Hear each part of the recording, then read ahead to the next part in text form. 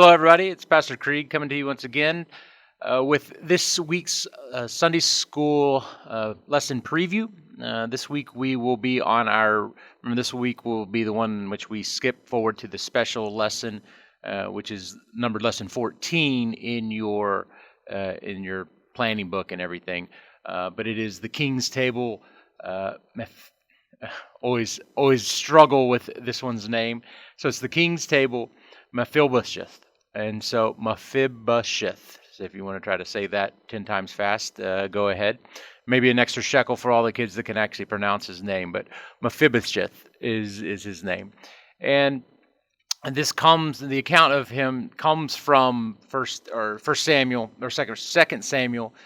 We see a portion from the 4th chapter, the 4th verse, and then more detail in chapter 9. So let us begin with God's word. This is from 2 Samuel chapter 4, verse 4. Jonathan, the son of Saul, had a son who was crippled in his feet. He was 5 years old when the news about Saul and Jonathan came from Jezreel, and his nurse took him up and fled.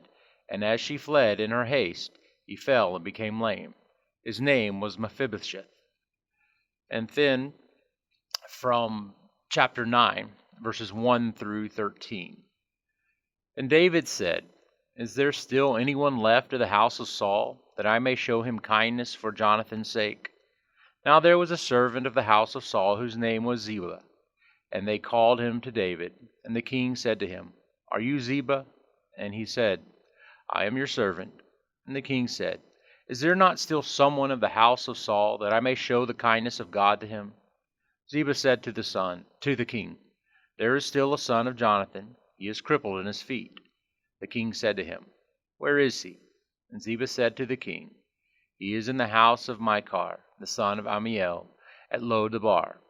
Then King David sent him and brought him to the house of Machir, the son of Ammiel, at Lo-debar.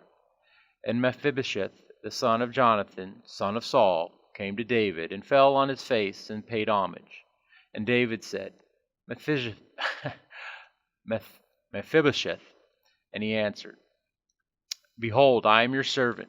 And David said to him, "Do not fear, for I will show you kindness for the sake of your father Jonathan, and I will restore to you all the land of Saul your father, and you shall eat at my table always." And he paid homage and said, "What is your servant, that you should show regard for a dead dog such as I?"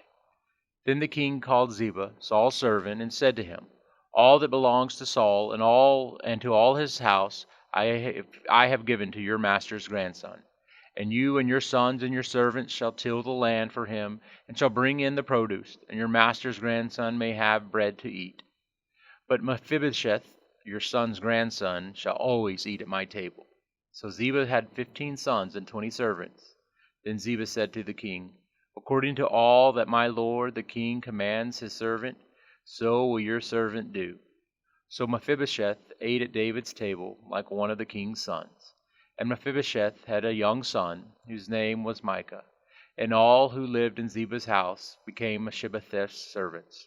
So Mephibosheth lived in Jerusalem, for he ate always at the king's table.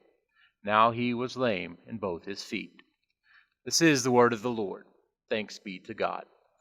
So, as we go through this lesson, like I say, lesson 14, the King's Table, Mephibosheth, we look to the law and gospel aspect. Remember, this is the Sunday before Thanksgiving. We celebrate Thanksgiving, so it has a Thanksgiving theme to it. And so when we look at the law gospel components of this lesson, the law, obviously, we can think we owe and deserve everything we have in this, that we own and deserve everything that we have in this life, that it's ours, that somehow we've gotten it and we just deserve it for the sake of who we are, how hard we've worked, or whatever it might be, or successful we may have been, or maybe that we just think that we're owed it. And when we do this, we forget that God is the giver of all good things, and we forget to give thanks. But the gospel aspect is that God loves us with an unconditional love. He forgives our thanklessness for Jesus' sake, and He forgives, and He continues to provide us with all that we need for our body and for our life. And so for all of this, we can give thanks to God. And that is the Bible truth, that God gives all good gifts. And so we are thankful, especially this time of year in our nation, where we set aside Thanksgiving as a day to give thanks to God. Not a generic idea of God, but to actually set aside a day to give thanks to God. And so for your classes, if you want to give them a memory verse, a good one is Psalm 107, verse 1. Oh, give thanks to the Lord, for he is good, for his steadfast love endures forever. And so that helps us to remember how all of the blessings that God has given us, and how he continues to bless us in all that we are and all that he gives us. And now when we look to the catechism connection, and how this ties into the catechism, we can look at the sacrament of the altar, and in the section in which it speaks to how to receive this sacrament worthily. And you can see it up here on your screen here. It says, who receives this sacrament worthily?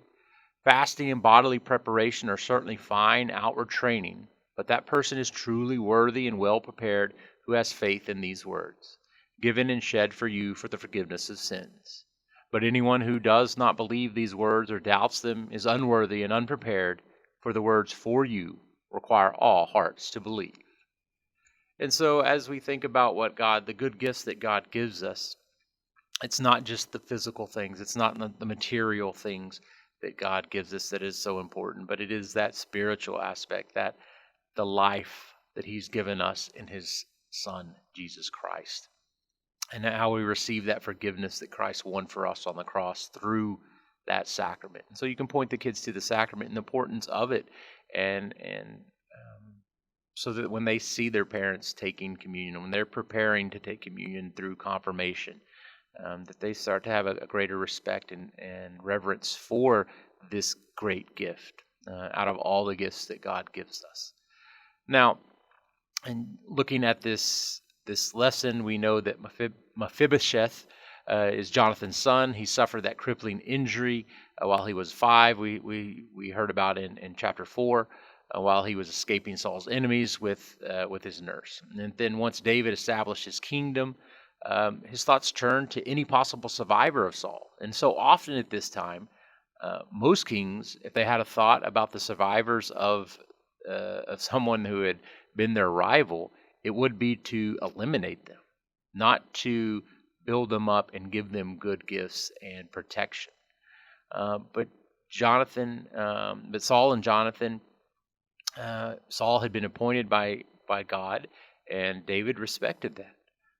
Jonathan was a dear friend to David, and so he did not want that family line to be wiped off of the face of the earth. And so he inquires about it, and so he discovers Mephibosheth, and David bestows on him Saul's land and his fortune. And so Mephibosheth's family moves to Jerusalem, where he's always eating at the king's table. He has that promise to always have that because of what the blessings that David has been given by God. He shares them with Saul and Jonathan's family. And so we can remember this and our identity from this lesson. That God has made me the recipient of his good gifts. And so that we're called to be his through no worth of our own. And no more than, as Mephibosheth says, who am I to be worthy of this dead dog, more or less. And it's no worth of our own. We're not worthy of anything that God has given us, but yet he still continues to bestow all of these great and good gifts to us.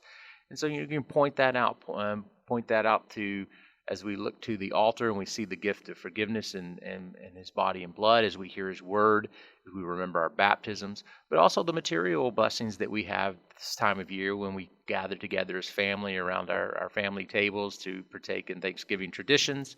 To help to remind your kids of the blessings and where they actually come from. They come from God.